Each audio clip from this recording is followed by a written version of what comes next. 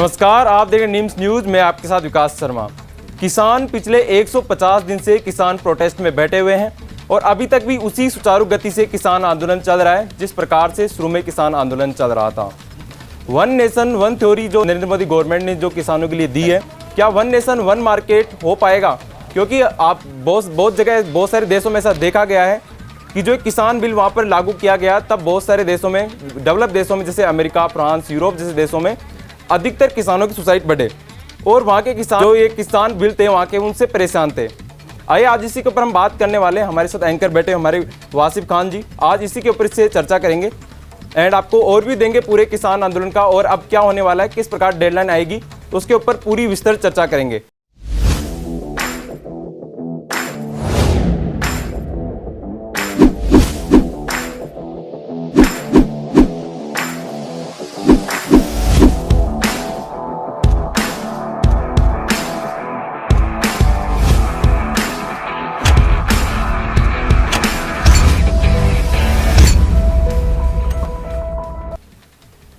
नमस्कार सर, आप आज हमारे साथ जुड़े एंड आज हम किसान आंदोलन पे जो चल रहा है उसके ऊपर आपसे बात करने जा रहे हैं।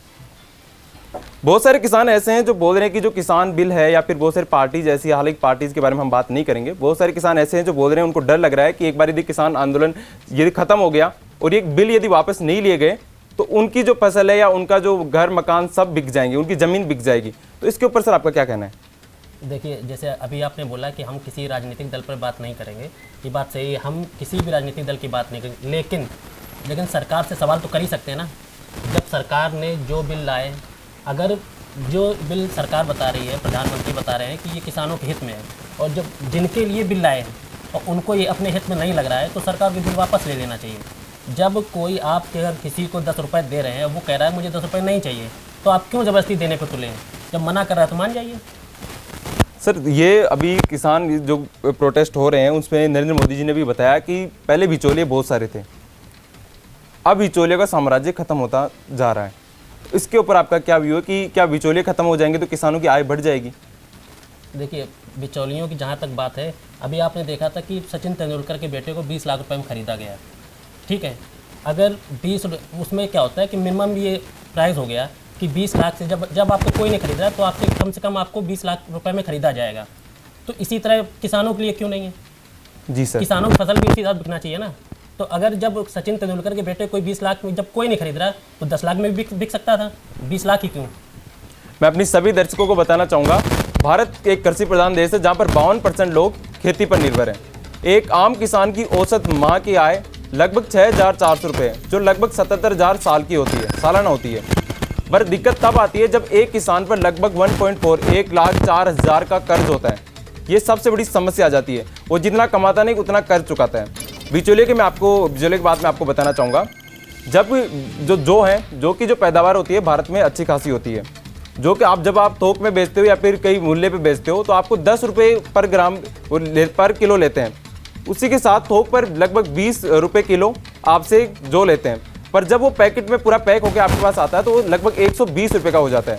जो इसके बीच में जो गैप रहा, जो पैसों गैप रहा, सर वो बिचौलिए ले लेते हैं। तो उससे किसानों को सर बहुत नुकसान, लगभग 110 रुपये का सर नुकसान उसमें। जैसे कि अभी आपने बताया कर्ज की बात, आपने देखा होगा किसान पे अगर 1 लाख भी कर्ज होता है उसके पास नोटिस पहुंच जाती है। और देश में कई ऐसे लोग हैं जो देश छोड़ के भाग गए, अरबों रुपए कर्ज होता है, उनके पास क्या कभी नोटिस नहीं जाती? और अगर नहीं जाती तो क्यों? ये जिम्मेदारी किसकी है, किसान की या सरकार की? सर, सरकार की जिम्मेदारी है, पर बात ये थी कि जो बिचौलिए जो बीच में पैसा खा रहे हैं, यदि बिचौलिए पैसा नहीं खाए, वो 110% पैसा यदि किसानों को मिले तो उससे कितना किसानों का फायदा होगा? अभी आपने अगर कुछ दिन पहले देखा होगा तो देश के प्रधानमंत्री कहना है कि इसके बाद, इस बिल के बाद, इस कानून के बाद किसान पूरे देश में कहीं भी अपनी फसल बेच सकता है, ठीक है।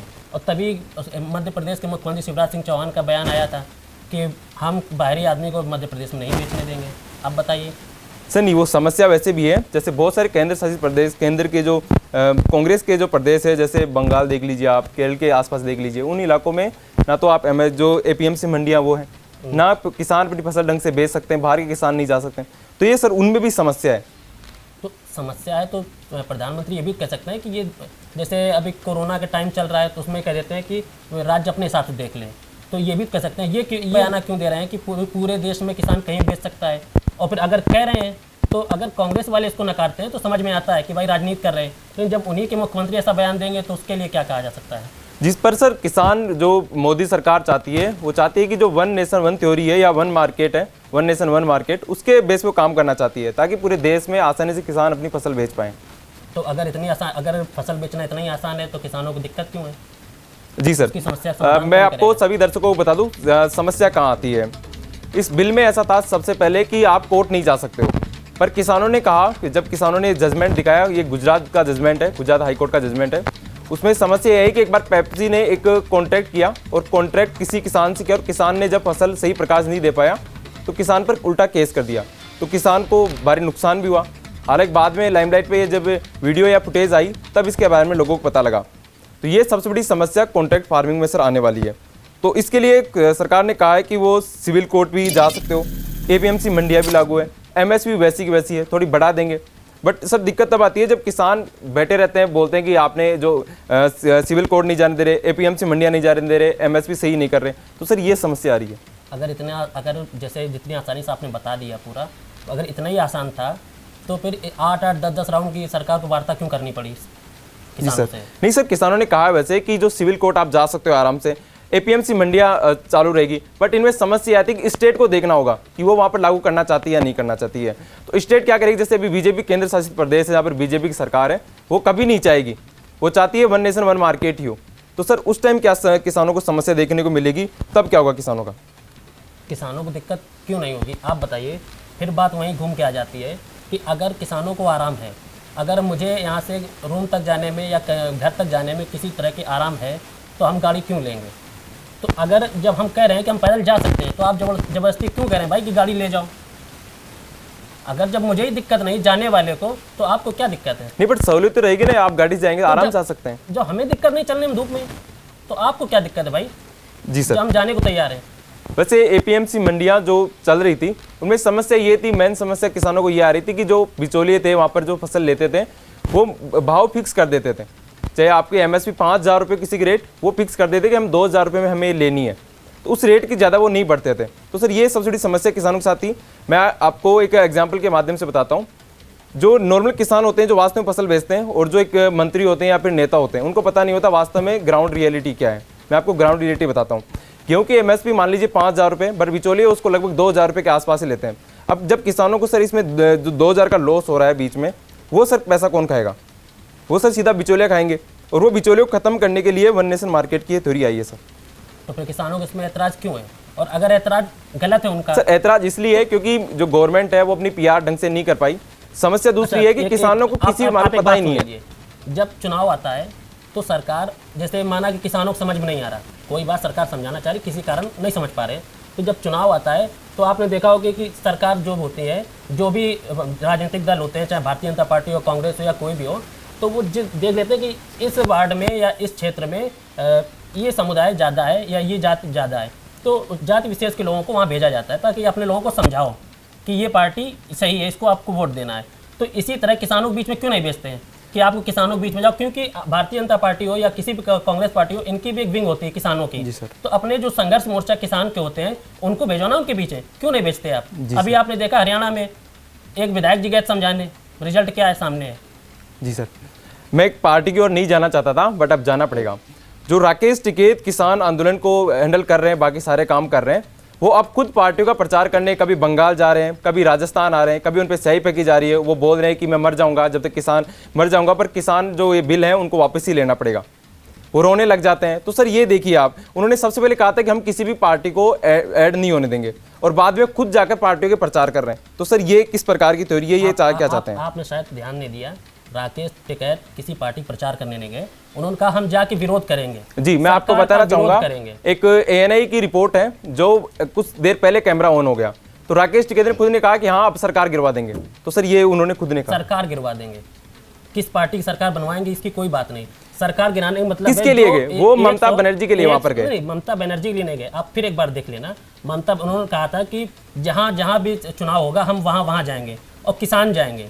अब अगर हम जा रहे हैं और मेरे साथ कोई राजनीतिक पार्टी अपनी राजनीतिक फ़ायदा लेने के लिए लग जाए, तो उसके लिए आपने देखा अभी इतना आंदोलन चला, इसमें किसी पार्टी विशेष का कोई नहीं था। फिर पंजाब किसान थे तो उसमें भी कहा गया कि पंजाब के किसान है। फिर धीरे धीरे जब वो राकेश टिकैत रोए तो उसके बाद यूपी किसान आ गए, तो ये हुआ कि सिर्फ पंजाब और यूपी किसानों को दिक्कत है, बाकी क्यों नहीं। तो धीरे जब बढ़ते जा रहे हैं, अब उसमें को राजनीतिक रंग दिया जा रहा है ताकि चुनाव जो पश्चिम बंगाल चुनाव है उसका आसानी से फायदा उठाया जा सके। सर मुझे एक चीज़ समझ में नहीं आती है, राकेश टिकैत कैसे किसान है। राकेश टिकैत के पास पुश्तैनी जो महेंद्र टिकैत उनके पिताजी थे, उनके पास 8 बीघा के आसपास ज़मीन आई थी।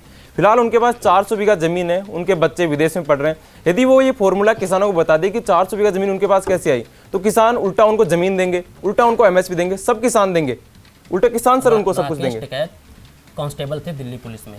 नहीं, समस्या यह आती है कि उनके पास 400 बीघा ज़मीन कैसे हो गई। सुनिए, राकेश टिकैत खानदानी किसान है, ठीक है, वो कांस्टेबल थे। उनके पिताजी जब दिल्ली में जब वो चल रहा था आंदोलन, उस दौरान उन पर दबाव डाला गया ताकि अपने पिताजी से कहो कि आप आंदोलन से पैर वापस खींच लें। तो उस दौरान राकेश टिकैत ने अपनी नौकरी छोड़ दी थी ताकि हम अपने पिताजी पे दबाव नहीं डालेंगे।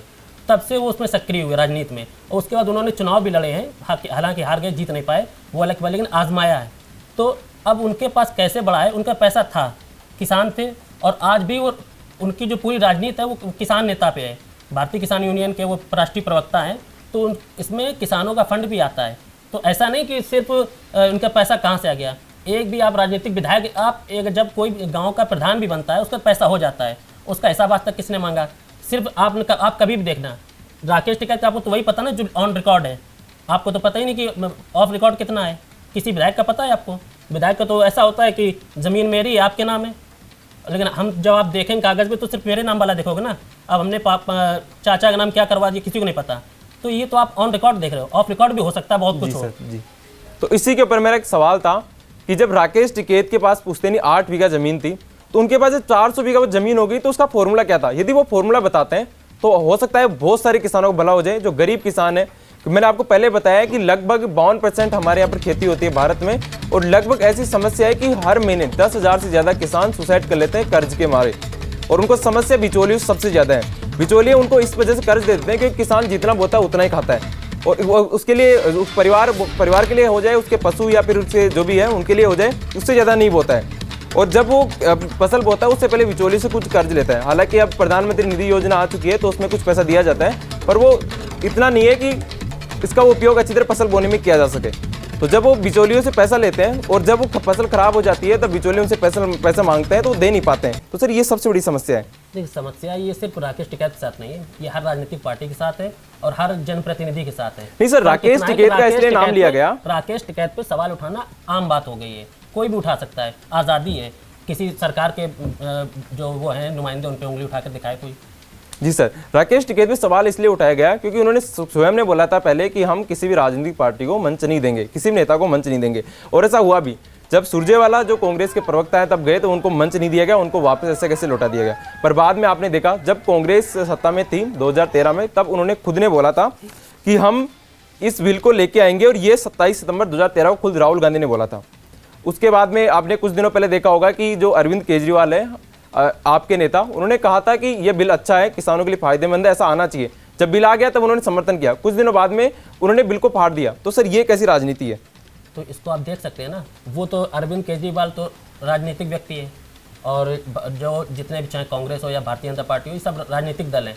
और रही बात राकेश टिकैत की, तो राकेश टिकैत तो खुद भी पहले भारतीय जनता पार्टी वोट देते रहे, ठीक है। और रही बात बिल की, तो बिल आप देख लेना, उसमें कुछ संशोधन है। अगर संशोधन नहीं होना होता तो संशोधन की बात क्यों मानी? नरेंद्र तोमर ने कहा था कि मैं संशोधन करने को तैयार हूँ। अगर सब सही था, संशोधन करने की जरूरत ही नहीं थी। जी सर, अपनी बात पर टिके। आप सभी को मैं बता देना चाहता हूँ 2011 में एंटी करप्शन के लिए एक प्रोटेस्ट हो रहा था अन्ना हजारे के, उसमें बीजेपी और आरएसएस का बहुत बड़ा लाइन्स था, बहुत बड़ा हाथ था। हुआ क्या, बाद में उनको बहुत बुरे तरह पीटा गया और वहाँ से उठा के भगा दिया गया। वो कांग्रेस सरकार थी, अभी बीजेपी की सरकार है ना। किसानों को कुछ बोला जा रहा है। देश का लगभग दिन का 3500 करोड़ का नुकसान हो रहा है, फिर भी आराम से किसान वहाँ पर बैठे हुए, और उनको उठाना इतना मुश्किल हो गया कि डेडलाइन का पता नहीं कभी किसान आंदोलन खत्म होगा। एक पूरी फसल का टाइम निकल गया, लगभग 120 दिन माना जाता है एक फसल का टाइम, और 150 दिन निकल चुके हैं, पर भी किसान ऐसे बैठे हुए कि उनको उठना ही नहीं है। और सर आपने देखा होगा बहुत सारे ऐसे किसान हैं जो रईस बढ़िया अच्छी तरह गाड़ियाँ लेके आ रहे हैं, अल्कोहल पी रहे हैं, बाकी सारे काम हो रहे हैं सर, तो वो कैसे किसान हो सकते हैं सर? तो किसान फिर कौन हो सकते हैं, आप बता दीजिए। सर किसान तो किनको माने? किसान सर वो है जो कभी अपनी फसल को ऐसे नहीं छोड़ सकता। 150 दिन हो चुके हैं सर लगभग, और अभी तक किसान बैठे हुए हैं, जबकि 120 दिन में एक पूरी फसल पककर तैयार हो जाती है। तो सर फिर पीछे उनके फसल कौन देख रहा है? पीछे उनके फसल कौन देख रहा है? आप एक बात बताइए, किसान जो घर में, आप ये मान रहे हैं कि जो वहाँ बैठे वो किसान नहीं है, जो घर पे है वो किसान है? जो सर वहाँ पर बैठे हुए उनको इतना पता नहीं है। मैं आपको सभी को बता देना चाहता हूँ, लगभग जो पंजाब है उसमें 12,000 गाँव है। 12,000 गाँव में यदि हम 2 बिचौलिए मानते हैं और सभी बिचौले से माना गया कि 2-2 लाख रुपये लिए गए, ये बहुत बड़ा अमाउंट होता है। और सर इस अमाउंट को देखते हुए ऐसा लगता है कि ये किसान आंदोलन किधर जा रहा है। वो बोल रहे हैं कि हम बैठे रहेंगे जब तक किसान बिल खत्म नहीं होगा। संशोधन कर सकते हैं, इसमें संशोधन हो सकते हैं, बट किसान नेता बात करने के लिए तैयार नहीं है। अब चाहते हैं कि बिल खत्म हो जाए। अगर उनका ये अमाउंट संदेह के घेरे में तो सरकार जांच करवाए, क्यों नहीं करवा रहे हैं? जी सर, अगली जो सबसे बड़ी समस्या आ रही है किसान नेताओं के साथ, सबसे पहले तो किसान बिल के विरोध में ही थे, अब वो एमएसपी चाहिए उनको। जो नरेंद्र तोमर है उन्होंने कहा कि एमएसपी कहीं भी नहीं दिया हुआ था बिल में, और वो अब चाहते हैं कि उनको एमएसपी अच्छी चाहिए। तो सर एमएसपी पे आपका क्या कहना है? एमएसपी को बढ़ाना चाहिए या फिर फिक्स कर देना चाहिए? नरेंद्र तोमर ने क्या कहा, एक बार दोबारा बताना। नरेंद्र तोमर ने कहा कि जो एमएसपी का है ये बिल में नहीं है। अभी हम किसान बिल पे बात करने वाले, मैं आपको बता देता हूँ कौन कौन से। एमएसपी बिल में नहीं है? जी सर। आपने शायद बयान नहीं सुना, प्रधानमंत्री ने कहा था कि एमएसपी थी, है और रहेगी। नहीं, बिल में नहीं है। जो ये 3 बिल आए हैं मैं आपको बता देता हूँ, व्यापार वाणिज्य अनुबंधन, जो कॉन्ट्रैक्ट फार्मिंग है, और आवश्यक वस्तुओं का संशोधन, स्टोरेज। तो इसमें कहीं भी ये नहीं है कि आप है ना जो एमएसपी आप बढ़ाओ घटाओ। एमएसपी थी है और रहेगी, ये हमें पता है। बट सर ये आ रही है कि किसान चाहते हैं कि एमएसपी की या तो रेट बढ़ा दी जाए, वो अब चाह रहे हैं कि ये विधेयक पारित हो जाए संसद से। तो सर इस पे आपका क्या कहना है? क्या एमएसपी पारित हो जानी चाहिए या फिर एमएसपी को बढ़ा देना चाहिए? हमारा देश कृषि प्रधान देश है, तो अगर उसमें किसानों को कोई फायदा हो रहा है तो सरकार को भी उनकी बात मान लेनी चाहिए। तो इससे तो सरकार का ही फायदा है ना, कि 2 बार प्रधानमंत्री बन चुके, तीसरी बार भी बन जाएंगे। जी सर। तो कहना ही चाहते दोबारा कि तीसरी बार प्रधानमंत्री बने, हैट्रिक लगाएं। जी सर, आप सभी को मैं बता देना चाहता हूँ, सभी दर्शकों को, पंजाब और हरियाणा, इन 2 स्टेट की हम बात करेंगे सबसे पहले, क्योंकि इन्हीं स्टेट्स में एमएसपी का लगभग 50% यूज होता है। 6% ऐसे किसान हैं जो पूरा 50% फायदा उठा लेते हैं। मैं आप सभी दर्शकों को बताना चाहूँगा, पंजाब और हरियाणा में सबसे ज़्यादा पैदावार होती है गेहूँ और चावल की, और लगभग 23 फसलों पर ही एमएसपी रेट्स दी जाती है, और सबसे ज़्यादा रेट्स है गेहूँ और चावल की, इसलिए वो इतने समृद्ध है। अब वो किसान नहीं चाहते कि जो देश में जो अन्य लोग हैं, जो अन्य किसान हैं, वो भी इसका फायदा उठा पाए। तो सर इसके बारे में आपका क्या कहना है? क्या इससे एमएसपी चली जाएगी उन लोगों की, या फिर यदि बाहर जाकर यदि किसान बेचने लगे तो उनको समस्या आएगी? मतलब आपने जो पूरा किसानों को जब आधा आधा नहीं हुआ तो पूरा देश एक तरफ, पंजाब एक तरफ, मतलब किसानों को ऐसे डिवाइड किया है कि उनका, आपको ये भी नहीं कह सकते 2 पार्ट में है। नहीं सर, ऐसा नहीं कहा मैंने। मैं आपको दोबारा रिपीट कर देता हूँ, लगभग 50% ऐसे किसान, जो 50% एमएसपी का यूज है, वो ओनली पंजाब और हरियाणा के किसान करते हैं, क्योंकि वहाँ पर ज़्यादा गेहूं और चावल की पैदावार होती है, नहरें हैं, सब कुछ है, पानी अच्छा है, तो इससे चावल और गेहूं की फसल अच्छी होती है। पर समस्या सर तब आ जाती है जब वो खुद ऐसा बोलते हैं कि हमारे अच्छी पैदावार हो रही है, बाकियों की नहीं होनी चाहिए। तो इस पर आपको क्या कहना चाहिए? जो एमएसपी है वो उन्हीं को मिलनी चाहिए, बाकी लोगों को मिलनी चाहिए? अगर ऐसा है तो आप पंजाब किसान को छोड़ दीजिए, बाकी का तो फायदा करिए। जी सर। लेकिन यहाँ पे जो वो आंदोलन हो रहा है, सिर्फ पंजाब वाले नहीं कर रहे, शुरुआत की थी, लेकिन अब पंजाब वाले ज़्यादा वहाँ पे नहीं है, उनको छोड़ दीजिए आप। जी सर। बाकी को तो फायदा पहुँचाइए ना। जी, जब राकेश टिकैत है, जब वो ये मुद्दा उठा रहे थे, तब सरकार की ओर से कहने में आया कि जो पंजाब स्टेट है वो अपने यहाँ पर ये बिल लागू नहीं करे, बाकी स्टेट्स में तो लागू होने दें। तो सर फिर ये क्यों ये बार बार प्रोटेस्ट कर रहे हैं, बोल दे कि हमें नहीं चाहिए बिल, हमारे जो स्टेट है उसमें रोक दो? क्यों बोल दिया है कि जो सिविल कोर्ट है, एपीएमसी मंडियां हैं, वो सब स्टेट लेवल पे आएगी, स्टेट इसको वो करेगा, हैंडल करेगा। सरकार देखिए, पंजाब में कांग्रेस सरकार है, तो केंद्र सरकार कोई कमजोर सरकार तो है नहीं, खुद की दम पे बनी है। जी सर। ठीक है, और जब इतनी ताकतवर सरकार है तो आप लोगों के बीच जाइए, किसानों के बीच जाइए, उनको बताइए कि कांग्रेस का चेहरा ऐसा है, कांग्रेस का पर्दाफाश कीजिए ना। जी सर। नहीं कर रहे हैं? उसी के ऊपर मैं बताना चाहूंगा, बीजेपी के एक नेता अभी कुछ दिनों पहले किसान आंदोलन में गए, उनके कपड़े फाड़ दिए गए, उनको भेज दिया गया, सुनने को किसान तैयार नहीं है। तो सर फिर किस प्रकार किसानों को समझाया जाए? आप एक विधायक को क्यों भेज रहे हैं? आप जब चुनाव में, जब कोई भी राजनीतिक पार्टी होती है, चुनाव में जब समुदाय विशेष के लोग भेजते हैं उनके बीच में, तो उन्हीं के लोग उनके बीच भेजिए ना, किसी एक को क्यों भेज रहे हैं आप? पर सर मुझे ये बताइए, सबसे ज्यादा पंजाब और हरियाणा के किसान ही वहाँ पर ज्यादा क्यों है? ये उनकी जो मोनोपोली क्यों जमी हुई है पूरे उस पर, किसान आंदोलन पर? किसान होता है, पंजाब हरियाणा से क्या मतलब है? नहीं सर, क्योंकि वहीं के लोग ज्यादा है किसान आंदोलन में। तो ज्यादा ये उनका गुनाह है क्या? नहीं, गुनाह नहीं है सर, क्यों ज्यादा है ये सवाल है, कहीं भी जाए। जी सर, नहीं, प्रोटेस्ट करना अच्छी बात है। सरकार से तो नहीं पूछेंगे कि मैं यहाँ बैठ जाऊँ क्या? नहीं, पर पंजाब और हरियाणा के किसान ही क्यों ज्यादा है, वो इतनी मांग क्यों उठा रहे हैं? तो उनको कुछ उनके समझ में आ रहा होगा कुछ। आप एक बात बताइए कि कोई आंदोलन क्यों कर रहा है किसी को? अब हम बैठे हैं ऑफिस में या हम बैठे स्टूडियो में, हम तो नहीं आंदोलन कर रहे हैं, क्यों? अब सर जो लास्ट सवाल है वो ये है कि किसान आंदोलन का अंत अब कैसे होगा, डेडलाइन कब आएगी इसकी? इतनी समस्याएं क्रिएट हो रही है, तो इसकी डेडलाइन कब आएगी सर? डेडलाइन किस प्रकार इसकी डेडलाइन आएगी? सरकार को ऐसे क्या उपाय करने चाहिए जिससे डेडलाइन आए? रही बात डेडलाइन की, तो मेरा तो सिर्फ यही एक कहना है कि चाहे किसान हो या सरकार हो, दोनों आपस में आपसी तालमेल बिठा के जो भी उचित बने, ताकि देश का उसमें नुकसान ना हो, आपस में बैठ के मामला सुलझा लें, और जिसमें उसमें किसानों का भी कोई नुकसान ना हो, और जिसमें देश का जो आजकल ये रोड पे बैठ जाते हैं, इससे भी किसी को तकलीफ ना हो। क्योंकि सर रोड पे जो बैठ जाते हैं उससे अभी बताया जा रहा है कि लगभग 3500 करोड़ का देश को डेली का नुकसान है। अब सर इतना बड़ा नुकसान देश झेल रहा है और ये किसान आंदोलन खत्म नहीं हो रहा। इसके कुछ सर ऐसे पॉइंट्स बताइए ताकि किसान आंदोलन खत्म हो जाए पूरी तरह और किसान भी शांत हो जाए और सरकार भी उनकी बात मान ले। तो जैसे आपने बताया 3500 करोड़ डेली नुकसान हो रहा है जी सर। तो करीब 150 दिन हो चुके हैं जी तो सर। इस हिसाब से बहुत ज़्यादा नुकसान बहुत ज़्यादा नुकसान तो होता है। सरकार को जब पता है कि 3500 करोड़ डेली नुकसान हो रहा है तो क्यों उतना नुकसान? पर सर इतना सरकार किसानों को दे देते हैं। अब सरकार तो हम पड़ जाता है। अपने सभी दर्शकों को लास्ट में बता देना चाहते हैं इसके क्या फायदे हैं। सबसे पहला तो सरकार ने बताया कि इससे बिचौलिए खत्म हो जाएंगे। दूसरा, कॉन्ट्रैक्ट फार्मिंग जो पहले पंजाब हरियाणा में सबसे ज़्यादा होती थी, वो अब पूरे देश में आसानी से किसान उसको कर सकते हैं, आसानी से कॉन्ट्रैक्ट फार्मिंग का यूज़ कर सकते हैं, कंपनी से पहले ही कॉन्ट्रैक्ट कर सकते हैं। और सरकार ने साफ साफ कहा है कि वो बीच में कभी भी ना कॉन्ट्रैक्ट तोड़ सकते हैं यदि उनको अच्छी फसल का दाम मिल रहे हैं तो। उसके अलावा ऑनलाइन फसल की बिक्री कर सकते हैं, देश भर में कहीं फसल बेच सकते हैं और फसल भी ज़्यादा कीमत भी मिलेगी। MSP की रेट्स भी थोड़ी बहुत इंक्रीज़ की गई है। और इसी के साथ आपका बहुत बहुत धन्यवाद। देखते रहिए नीम्स न्यूज़।